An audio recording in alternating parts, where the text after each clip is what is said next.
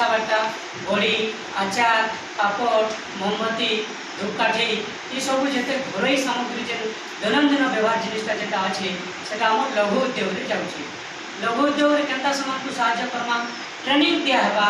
technique दिहबा कंचामाल subsidy दिहबा मार्केटिंग दायित्व मानव कौशल विकास एसोसिएशन बुझिपारे टेक्निक दिहबा ट्रेनिंग दिहबा कंचामाल सब्सिडी दिहबा मशीन भी सब्सिडी दिहबा कहीं जेकर सामान को बिकवा के नहीं पड़े मानव कौशल विकास एसोसिएशन तांको मार्केटिंग करी नवा जहाँ फल कि आजिकल काना हो कि मार्केटिंग रे टिके प्राय असुविधा होची जेंटा हमर ओडिशा गवर्नमेंट रो एसएचजी सर्वे ग्रुप जेन अछन बड़ी आचार पापड़ विभिन्न प्रकार जिनिस से तैयारी करबार रे माहिर अछन तार आगु गुटे जिनिस जेंटा कि मार्केटिंग रो सुविधाटा नहीं ना करबा देखबा के टिके मुश्किल होची समान को कहा जाउची जे आगे आपन निजे जाई करी मिशन शक्ति काफे काफे खोलन किबा